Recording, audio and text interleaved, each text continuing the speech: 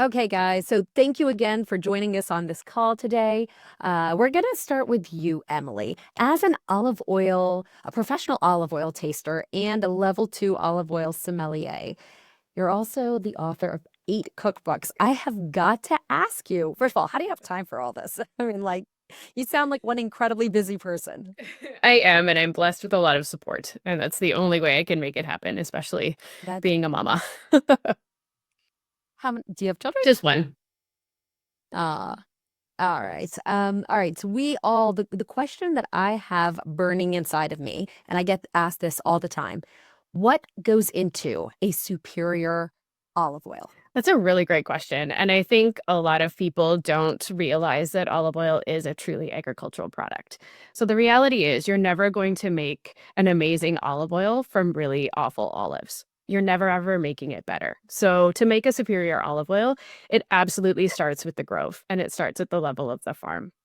Cultivating, caring for the trees, making sure that the farm is, well tended, well cared for, the trees have what they need is the very first step. And then once the olives are harvested, you need to make sure that the olives go from being picked to the mill in a very short amount of time. I always say that the olive is it's attached like an umbilical cord. And the moment that you detach the olive from the tree, goodness me, it has a little conniption. It has a heart attack and it needs to get to the mill as fast as possible.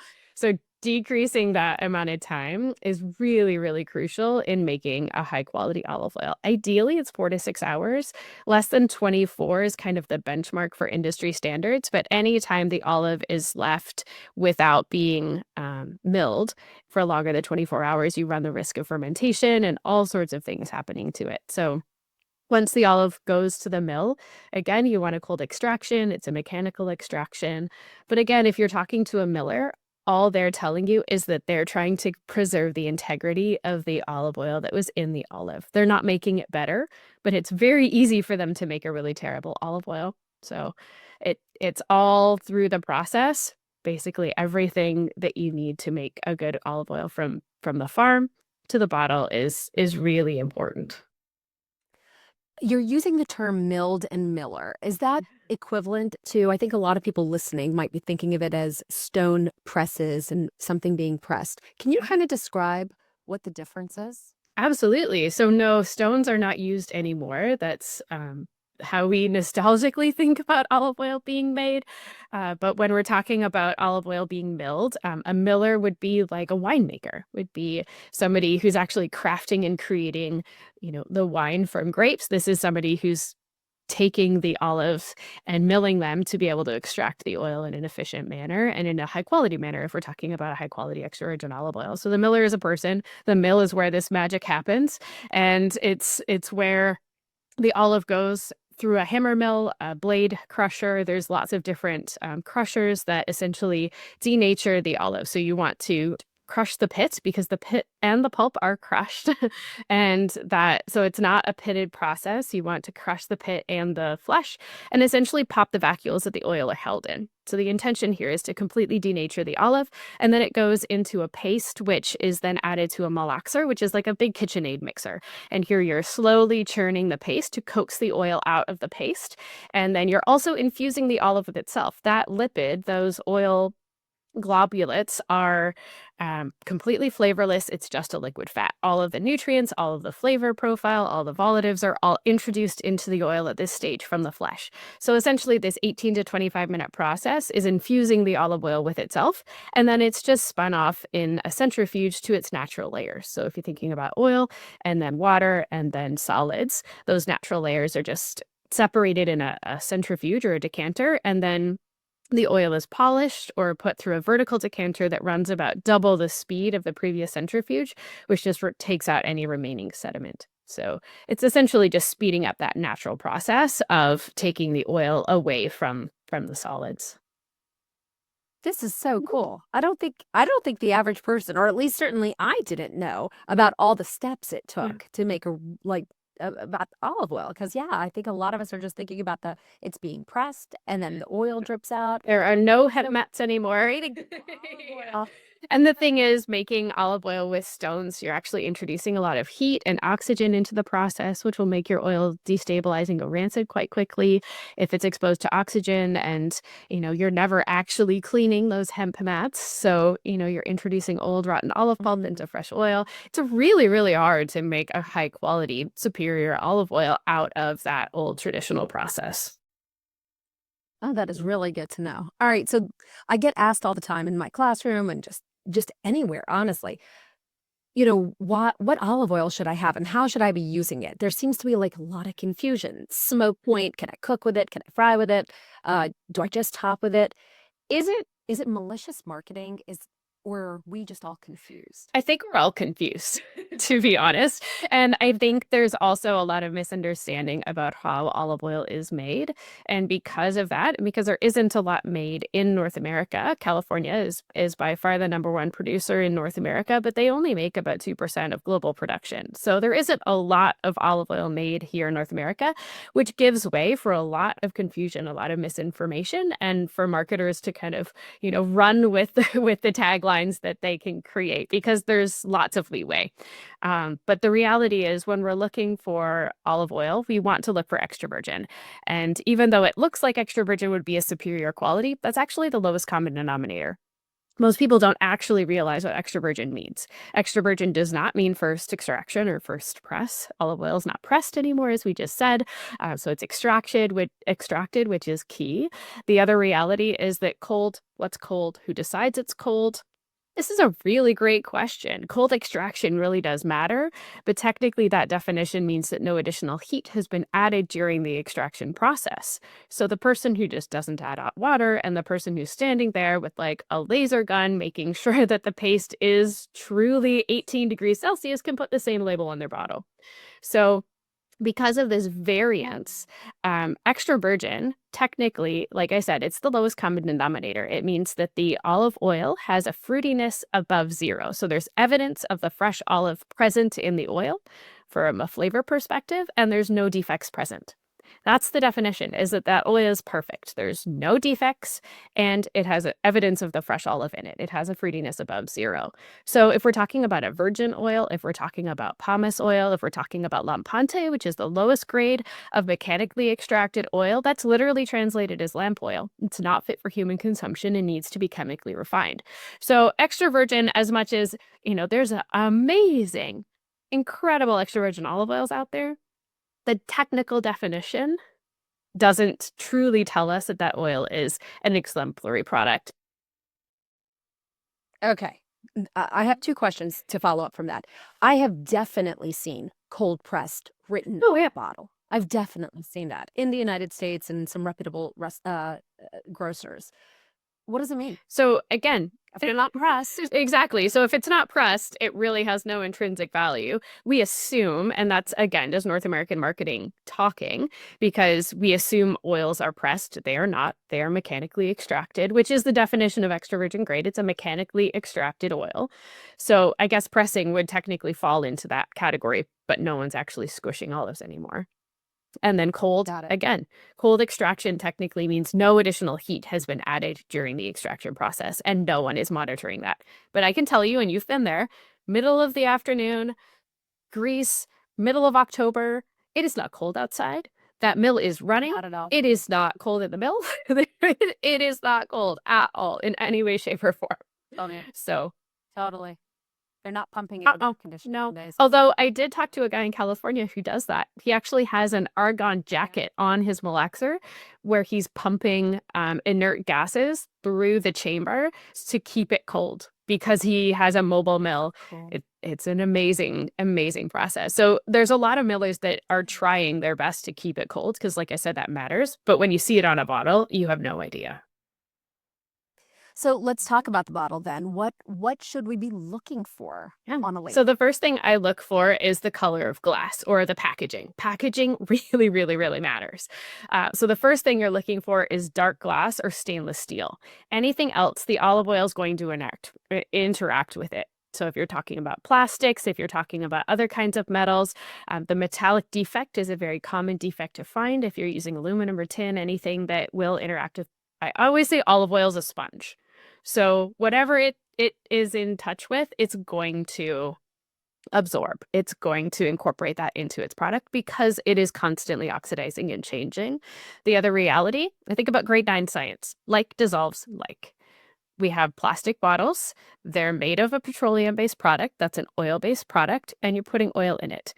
Like dissolves like. You're going to get microplastics in your oil just because that bottle is also made from an oil-based product. It's basic science. So dark glass or stainless steel are key because you need to make sure that the oil is not interacting with light. Light also causes the oil to oxidize. Awesome. Anything else? So the second thing I always look for is a cultivar on the bottle. There's more varieties of olives than there is of grapes. Each have their own unique characteristics and flavor profile. So if you're talking about a Spanish blend versus an Italian blend, if you're talking about Arbequina versus Notalar de Boliche versus Picual, they all have their own unique flavor profile. So if you're actually looking for an oil, I've talked to so many people and they tell me this beautiful story about a product. I'm like, what is it? They're like, olive oil. Like, that's like telling me it's wine. I don't have any actual information about this product. So that's the next thing I look for is a cultivar. And then the next thing I look for is a harvest date. I want to know when that oil was extracted because the bottling date is typically based on the expiry date, which means that that doesn't tell me when that olive actually left the tree. And when the olive does leave the tree, that's when the clock starts ticking on how long that oil will last, which is typically 12 to 18 months from harvest, not from bottling. And so it's important to know when the oil was actually created because it's a fresh fruit juice. There's no difference between squishing an orange and squishing an olive. It's a very similar process. And because of that, we want to retain the freshness, and freshness really matters. Thank you for explaining all of that in such simple terms for us, Emily. I really appreciate it. So Giuliana, I know that you've worked in the restaurant industry, and we're going to turn our attention to something that Emily just brought up, which was pumice oil. There's a lot of confusion, or at least with me, about what pumice oil is. Do we consume it without understanding, just normally? Um, and what is that process of making it? Talk to us a little bit about this oil and where you've So in the restaurant industry, most of what is being used as their base commodity oil for when they are batching things, sometimes when they're baking things, just sauteing things on the line. A lot of what they're using is, to be perfectly honest, basically whatever's cheapest. And that can often be canola oil or other vegetable oils. For a consumer, we don't often see pumice oil on our grocery store shelves. We will see all of the other kinds, and then we will also just see olive oil, which is a partially refined product. It's an entirely refined product that then has a little bit of generally virgin or extra virgin thrown in with it just to give it a splash of a little bit of nutrients and colors and to meet regulations.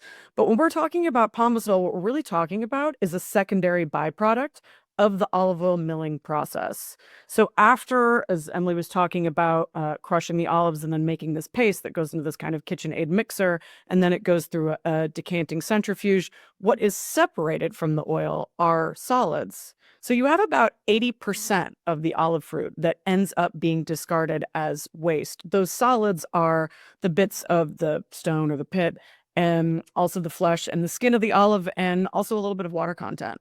And so what do we do with that leftover? That can actually have oil content somewhere between 2 to 7%. And we're going through a secondary extraction of that oil. Now, that takes place generally in a completely separate facility. A refinery is not the same thing as an olive oil mill. So I encourage anybody, if you ever have the chance, to go and visit any kind of production facility to see how our food is made. It is an enlightening experience. And while most people, if they saw just a regular olive mill that is making extra virgin oil, they would probably be pretty surprised, because if you're not familiar with that, you see a lot of machineries and it's loud. But as Emily was talking about, it is just solely a mechanical process. We're essentially just doing things with technology to speed up what has been done for thousands of years. When we start talking about refining, this is a completely other world. Pomace by itself, it's not comestible. It's not fit for human consumption. So in order to extract the oil from it and then make it fit for consumption, it has to go through a really extreme process that uses very, very high heat. It uses gases and it often uses chemical solvents like hexane. So while there are different processes that yeah, it's really incredible when you're at a pomace refinery. It's I don't want to scare anybody, but it's a little bit apocalyptic. I mean, there are enormous holding vats, open air, where trucks will come in and pull up to these things and just dump loads and loads and loads and loads of pomace into these vats. And I mean, it is still a living product. So it's sitting there bubbling and fermenting. It's brown and black in nature. It has a really crazy smell, something that is a little bit like a cross between kind of like a barnyard and maybe like the brine that you get with like a canned olive. If you ever, you know the smell of that juice. Yeah. And it produces a lot of heat. And because depending on the methodology in the olive oil mill, it is it's generally like a sludgy paste. And so that goes through a process of drying and humidifying until they get it to the right consistency where they can make this extraction. And then it starts going through these processes of degumming, dewaxing, deodorization, bleaching, filtering, and all of these things to get it to a point where it has been entirely denatured. It's been completely stripped of all of its nutritional value and also its flavor and aroma. So what you have is basically a relatively clear oil. Yeah. And then for, again, regulation standards, if this is pomace oil that is going to be consumed by people, then you do have to add in a little splash of virgin or extra virgin. So why do we do A this? splash. Hold on. How much gets added back? Is that up to the discretion of the factory? That's actually a great question. I don't know if there is a set percentage. Emily, maybe you can speak to that if you know if there's a set percentage. I believe it's somewhere between 5 and 10%. Interesting. Okay. It's still very low. Vast majority is still this clearless. Yeah, exactly. It's a ubiquitous liquid fat. Exactly. Yeah. Exactly. So at that point, it's in appearance, really no different than any kind of canola oil or vegetable oil that you're going to see on the shelf. And when you see just regular labeled, not extra virgin, just regularly labeled olive oil on, usually in a plastic bottle on the shelf that's made for cooking, it's gone through the same process. It's just that oil is actually oil that has come from that original mechanical process of extracting oil, but it is of a much lesser grade. So it has a lot of defects and it needs to be altered in order for it to be suitable for consumption. So this is going through the same process, but it's actually made from a byproduct of all of that. So this isn't coming from fresh olives. This is not what we would think of as the fresh press, which is a misnomer. But essentially, why are we doing this, right? Well, we have all of this byproduct left over. So there are numerous ways in which these are being used these days, and there is so many studies going on in other secondary industries for how to use all of the waste products from the olive oil making process and the olive harvesting process, which could be a whole other podcast episode. But for the purposes of this, basically, it's to make a cheap commodity oil. And the thing about refined oils is that they are able to withstand high heating temperatures and cooking temperatures, but they are totally neutral because they're basically odorless and flavorless. And so that is why, as a commodity food product, they can be useful. Now, in terms of price point, or in terms of choosing what you would want to use to cook with, there's really no reason to use pomace oil instead of just using regularly labeled olive oil, which again is that refined oil plus a little bit of extra virgin or virgin. It's just the price point isn't so significant for home use that it would be of any advantage. I particularly wouldn't use it, but like any kind of, we can't get away from industrial processed foods at this Yeah. point in our evolution.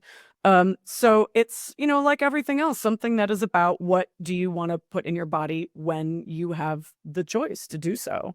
So in that respect, the same thing as, we're talking about seed oils all the time. That's a, hot topic right now. Also, if you consume any of this in small amounts, are you going to keel over? No. But when you do have the choice for what to use, there are definitely better alternatives for sure. Thank you. So pumice oil is sold in the United States. It is regulated by the FDA. It is a non-controlled substance by the FDA, but the USDA does classify it. So the same way that we have grades of olive oil, extra virgin, virgin, lampante, and then we just have like the regular olive oil, which is the mix of the refined. So we also do for pumice oil. So we have olive pumice oil, we have refined olive pumice oil, we have crude olive pumice oil, and they are not all eligible to be used for consumption. They can also have other uses that are not for food. But yeah, it's a hot topic.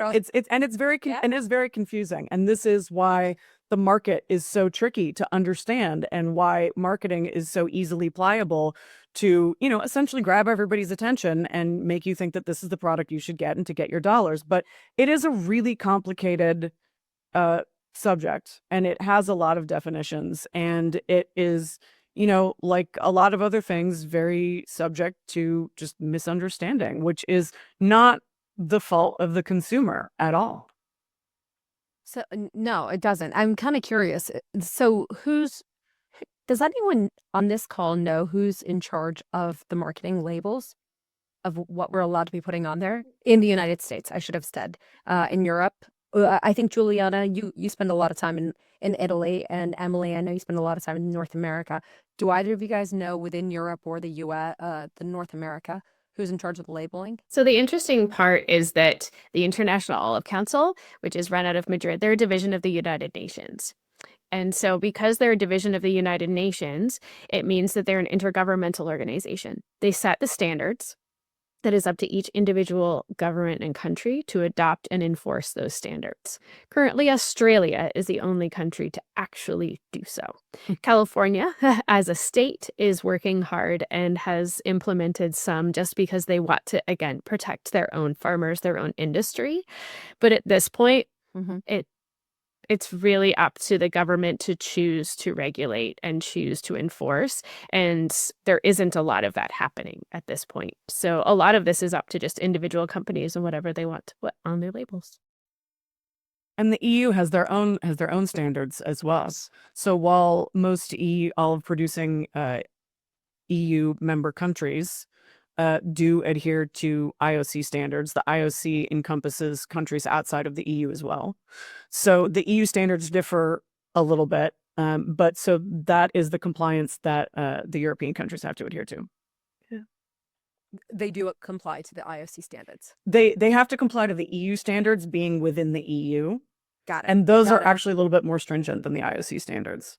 Yeah. Fair enough. I got it. Thank you for explaining that. All right, we just because it is such a hot topic, what exactly is a seed oil? Emily, can you help just define that? I know Giuliana brought it up. Absolutely. So a seed oil is an oil extracted from sunflower, soybean, canola, any of the oil seeds, or essentially legumes, which would be like a peanut example or soybean. But the reality is with any seed oils and oil seed fruits like palm or avocado, the same as lampante olive oil, they all require refining to be fit for human consumption. And so even though, like, I don't know if you've ever had a canola oil that is expeller pressed, that's not refined, it's about mahogany in color and it looks very sludgy. So again, the canola oil that we see in the grocery store is not, deeply chocolate brown. It isn't, which is what the color of a canola, and it smells very, very nutty, feels very earthy if you have a true expeller pressed seed oil. And again, this isn't something that you're going to be cooking with. It's not exactly stable. It's part of the refining process that stabilizes the oils. So all of these, and the yield is almost nothing. So again, Yeah. seed oils are a chemical extraction that is allowing us to have an oil that is useful for cooking, essentially is what it is. But again, olive oil can't fulfill all of our needs. We don't have enough olive oil to be able to fulfill all of the needs in our world. So, we've come up with mechanical industrial ways of extracting oil from seeds, from fruits, to be able to meet the supply needs of our world today. Yeah. Yeah. Yeah. That's simply it. There's a lot of people eating and, a lot of industrialization that's Exactly. happening, as, Juliana, you just mentioned. The interesting So yeah. The interesting thing with the seed oils is that I was speaking with a professor of physiology at the University of Cordoba this fall. Giuliana and I were both in a really fascinating course put on by the International Olive Council. And he was explaining to us how our bodies interact with seed oils. And I found this so fascinating because chemically refined oils, olive included in that process, don't really emulsify with our digestive juices very well. And so it was a real eye opener to me to understand that we as humans were never intended to really consume seed oils. That's one of the reasons why our gut feels so heavy after we eat like a bag of chips or, really fatty oil soaked fries or a donut. Because again, we're using the industrial processes to refine these oils, and it's something that our body was never truly intended to consume, even though it's safe for consumption. And it's just this interesting thing with olive oil. It is just a squish process, it's just a natural extraction through this process. And I find it so interesting that, after you fry with olive oil, which you can do, if you're frying with a fresh extra virgin olive oil that is fresh and stable, the smoke point can be upwards of 425 degrees Fahrenheit. That's hot. So Nice. and your body feels very, very different after consuming that than after consuming seed oils. And it's just that reality that the refining practices that Giuliana was explaining is something that our body just wasn't necessarily designed to consume.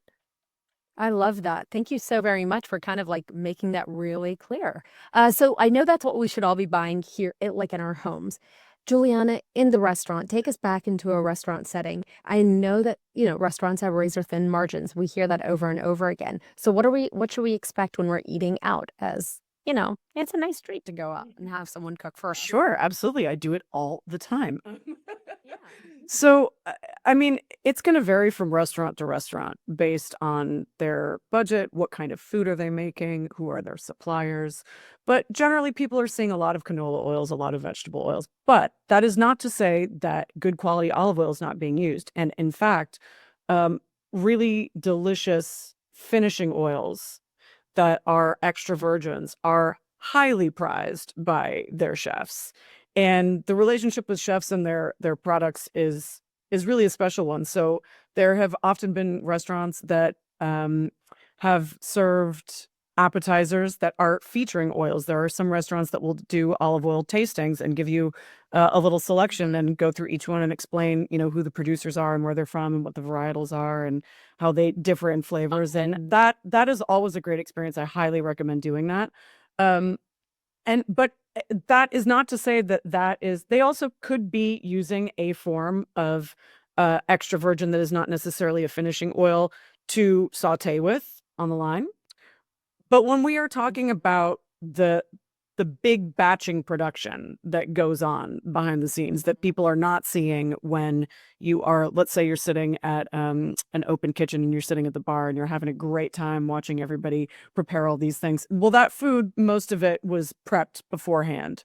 And so a lot of these products in that preparation, if they do need oils, are usually being made with something else. Now, that also could just be, like we were talking about, just regularly labeled olive oil. And there's nothing wrong with any of that, because as much as restaurant culture and celebrity chefdom has become, so incredibly popular over the last decade, it's not all, popping champagne bottles and book signings and TV deals. I mean, they are operating on razor thin margins. It's not like these chefs and these owners are just raking in the cash every day because, we see things like, oh, there's an $80 steak on the menu. Like, how much are these guys making off of that? The problem is not much. So if you factor in all of the costs, especially in a place like New York where rents are just criminally high. So, that's there. It's not like, they will always say it will be healthier to cook at home because it's going to be, less salt and less fats and less butter and all of these things. But at the same time, it also depends on, where in the world are you? Like Emily was mentioning earlier. I mean, if we think about because you can absolutely fry in olive oil, you can fry in extra virgin, you can fry in not extra virgin. And so and they do so in Spain, they do so in Italy. And it's great. And you do have a lot of nutritional value that comes out of that. So in things where that is not necessarily front and center, but it's being amalgamated into a bigger part of a batch for prep, then that's where we're starting to see the other kinds of oils for sure. But I mean, this whole argument about, what to cook with and smoke point and all of that is also just kind of as convoluted and misinformed as a lot of other things. Totally.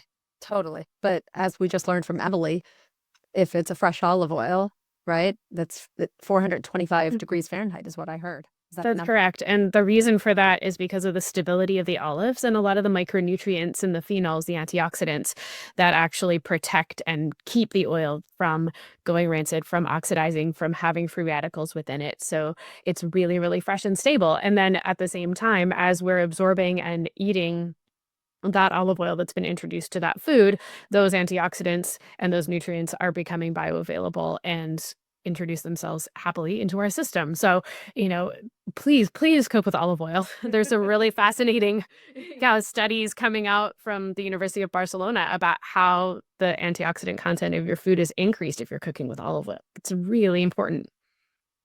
Yeah, that's great. Actually, yeah, I want to read that study.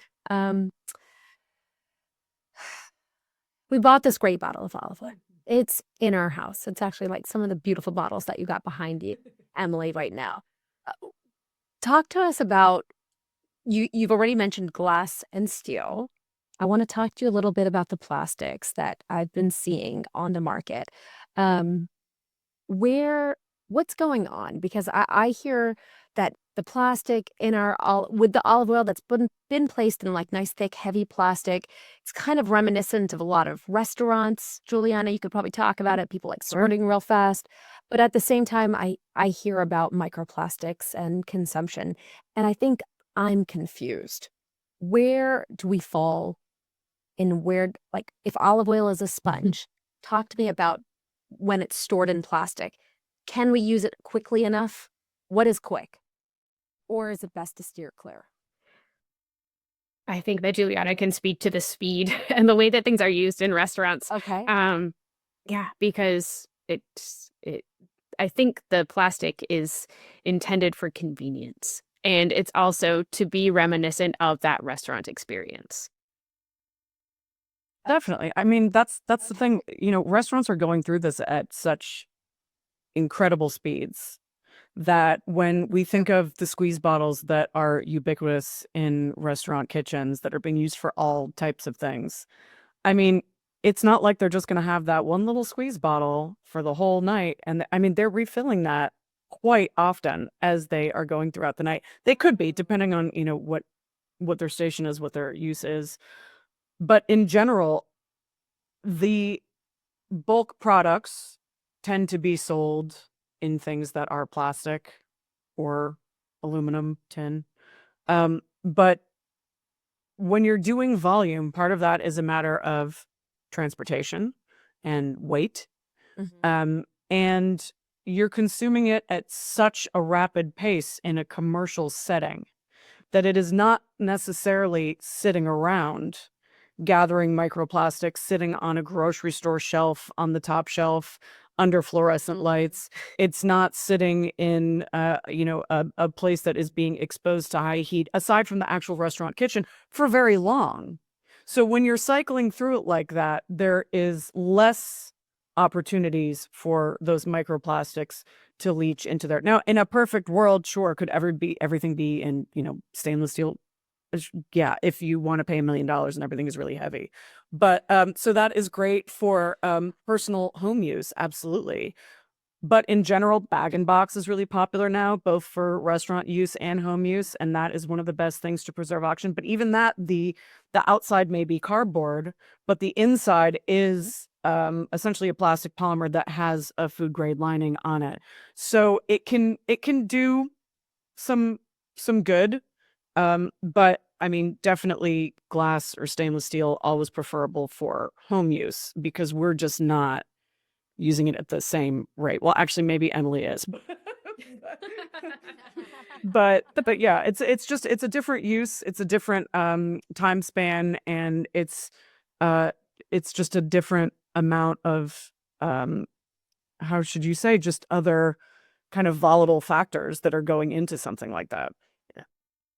Think about it this way. Yeah. If you have, a 40-foot container coming over on the ocean and it's filled with a bladder, yes, that's a polypropylene bladder. How much of the oil is actually touching the side of that bladder when you have 10,000 liters in a 40-foot container compared to 540 mils or a liter in a squeeze bottle that is coming over that same distance? How much oil is actually in contact with that plastic? So, Oh my God, that is a great way of thinking. so if you're thinking about an oil that is packed in a plastic bottle in Spain and then shipped, and then it goes through the distribution network, typically our oil hits 6 hands between the person who picked the olives, the farmer, and our grocery store shelves for it to get to our counter. So 6 different hands, companies, multinationals, however you want to describe it, that oil goes through to be able to get to our counter.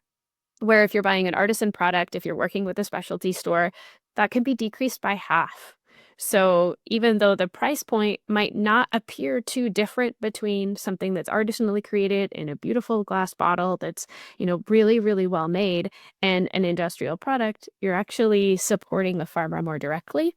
You're supporting smaller producers and smaller artisans more directly. And again, that price point isn't so different for us to see on the store shelf because there's less people taking away from that margin along the way.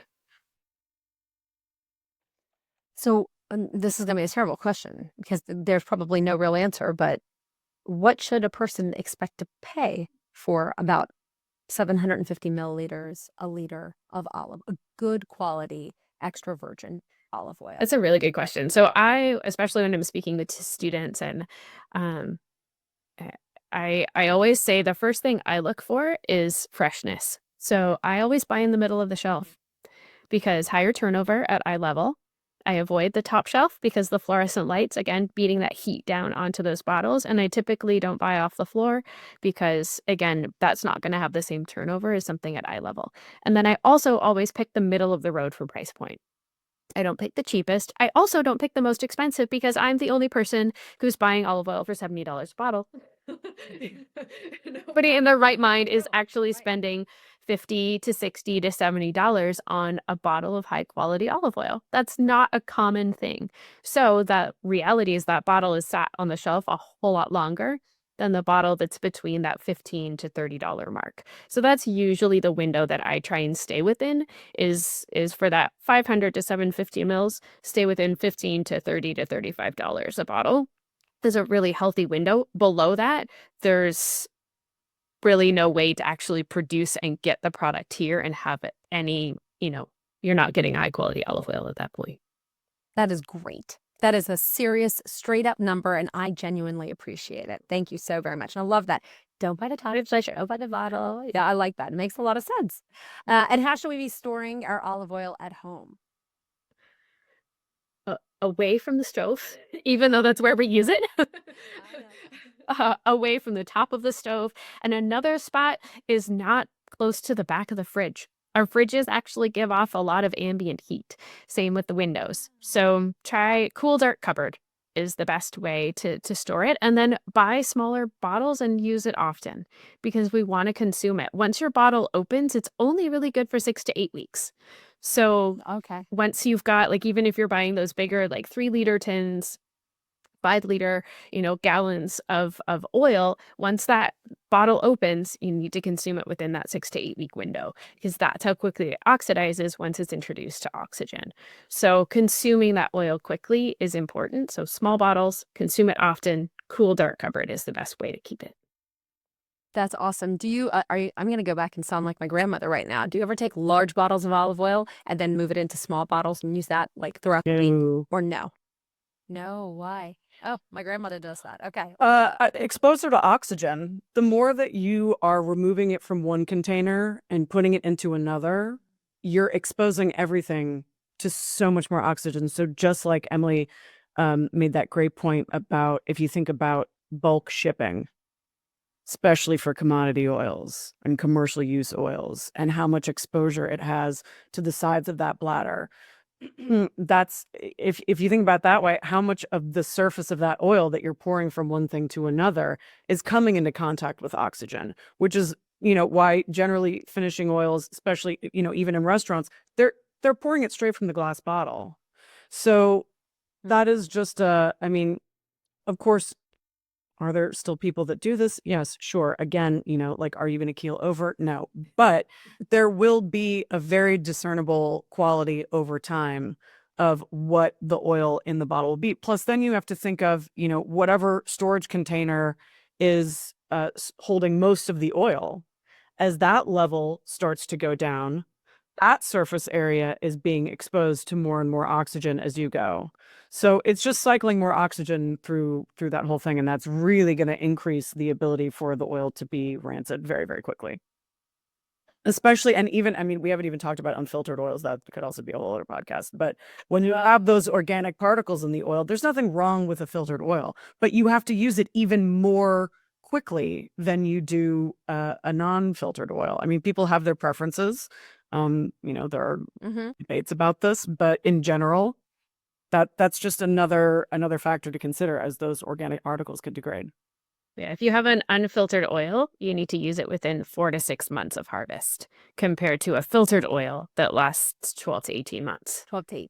Okay. And we'll have we'll have a whole other pot. If you guys are willing to talk to us about filtered versus non-filtered olive oils, I'd really appreciate it. But yeah, there's that's adding an additional layer, and we're trying to like demystify it now. Exactly. This is a complicated subject. It's one of those things that we think that it's so simple. And I always say that olive oils are most used and most misunderstood kitchen staple. We all have a bottle on our counter, and we really don't know what it is or what's in it or how it got there. Yeah, well, that's kind of like what I'm trying to do. I'm trying to find people who can explain to us, like, how did it get there? Because most people, enjoy a good bottle of wine, and I want people to enjoy a good bottle of olive oil. But there's just a little bit of confusion on what it took and the respect that the farmers should get. We've got a lot of respect for our winemakers now, and our olive millers and our olive oil producers need to get a little bit of that same respect, because it is an artisan product that is used and consumed and loved daily. I can't say the same in my kitchen for wine. I don't drink wine every single night, but I certainly have olive oil 2 to 3 times a day. So Yeah. And olive oil does take just as much time and dedication to create as a bottle of wine. And I know it's kind of within industry, we always tease ourselves that olive oil doesn't make you drunk. So it doesn't get on the special list. maybe we need to find a way to get people drunk off olive oil, and maybe it'll get a little. I did make an olive oil wash cocktail the other day. It was delicious. How was it? Really? Oh yeah. Oh, I might list the rest. Those olive oil martinis that are very popular now, they're fantastic. Yeah. Oh, I haven't had. Oh yeah. Well, there's definitely one at a restaurant near you, I guarantee you. Okay, ding, ding, ding, ding. All right. How many bottles of olive oil do you guys have in your home right about now? I could even say open versus non, but let's just stay with bottles in your house. Emily, you beat me right there. I mean, I'm looking behind you. How many do you have, Emily? Go ahead and share your to us right now.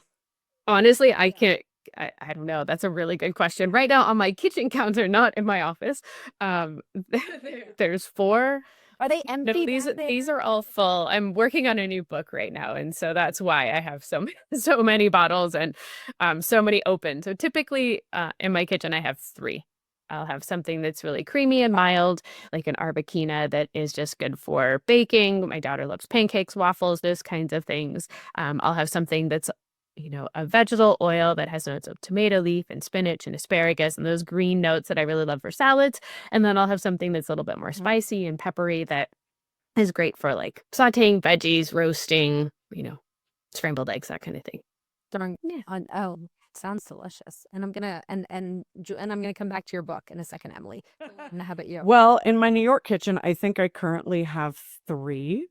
But Okay. when I'm in Italy, especially when it is harvest season and things are just coming out, then that can be a very different number. And I'm very lucky and privileged to be able to get it from the source pretty much as soon as it's produced. And it's really, a rainbow of flavor. And so that's such a great time of year also to go and, do tastings with producers and also just to be able to support them directly or, through even just the small, artisan shops that are selling those products. So then it becomes a very different situation. But I would say on average, like open at one time, um, I would say maybe 2 or 3. I run through them pretty fast. I don't cook. I'm not an elaborate home cook by any means. I am a very kind of routine salad pasta girl. And very happy with that. And so Sounds it's good. going on everything in much larger amounts than I think most people would be accustomed to. It sounds delicious, honestly. Nothing wrong with salad and pasta. Yeah. And that's what we're actually having for dinner tonight. Great. So there you go. How about you? What are you having for dinner tonight, Giuliana? Probably more of that. Okay, I was just curious. Emily, what are you having for dinner tonight? Ugh, it's cold and rainy here, so a big pot of chili is going on the stove. It's one of my daughter's favorite too. So Will you top your chili with olive oil? yes, and I will saute my ground beef in olive oil. Do you know? Mhm. Okay, so from start to bottom, start to finish, you've got olive oil. Start to finish, all the way through. Sauteing everything in olive oil. It's the only unless there's something for purpose use and specific flavors, like using a sesame oil. That's I mean, it's the only thing that is going in my pan. Yeah. I add sometimes a little bit of butter. I have to be honest, a little bit of There is that will also. be- I cannot discount the use of butter in my kitchen. Yeah, add that. But for me, it's olive oil and butter. That's all I've got. Emily, talk to me a little bit about your upcoming book. I did not know you had a 9th book coming out. Thank you. Yeah, it's I'm in the mad rush of recipe testing right now. So it's always exciting, and I have friends coming over to pick up buckets of leftovers. It's always a crazy time. But yes, it's a new book actually just on extra virgin olive oil and exploring the flavors because as we've spoken about, there's more varieties of olives than there is of grapes. And, there really isn't a resource for people to understand what to do with the different flavors of olive oils, how they are created in that milling process and, really looking to the wine world and how we're not going to pair a beautiful poached halibut with Merlot necessarily or a Cab Sauv, and we're not going to pair a steak with Riesling. It just, we have pairings that we, go to. And of course, Riesling does not taste like Merlot, just like Arbequina does not taste like Piquois. So really looking to the different flavors and how that does infuse and become the foundation of every dish we cook. That sounds incredible. When's it going? Spring 2027. So we still got a ways to go.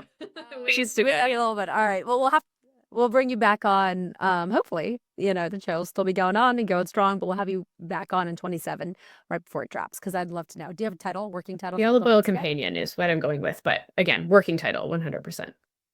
Okay. Thank you.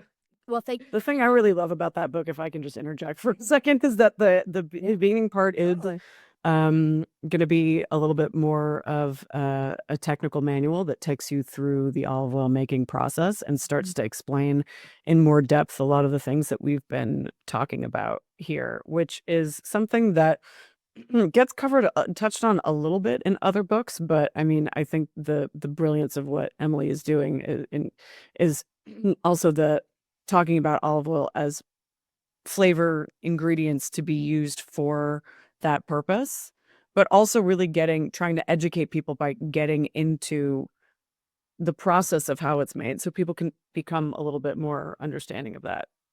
Yeah. Alongside with, all your typical things like, what's on the label, like you were mentioning harvest date. And that's what we see a lot on in our stores is bottled by dates, but not Yes. necessarily harvest dates. And that's few and far between.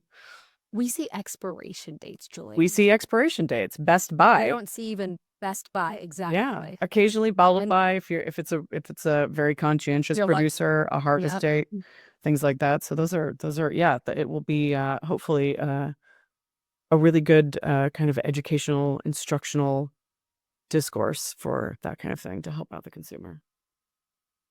I hope so. Thank you. I'm excited for the book to come out. If you didn't pick up on that, I'm very excited for the book to come out. I think it'll be really cool. You're going to like dig through all those, and hopefully like help people understand that all of the varietals that I don't know if it's going to be all, but a lot of the varietals that'll be on our shelves or what we could be looking at. I mean, we need this kind of grape similar manual or, just kind of explain what are all the varietals out there? What does it kind of flavor like? And what does it pair well? What does it taste like? What's it pair well? It makes perfect sense to me. So I can't wait. Okay, ladies, I really appreciate the two of you for taking the time to hop on If This Food Could Talk and talk to us about, share with us your wisdom about what goes into an excellent bottle of olive oil, just from how it's produced, what we should be looking out for on a bottle, how to cook with it, where to store it, and the do's and don'ts. So thank you guys so very much for your time today and sharing all your awesome wisdom with all of us.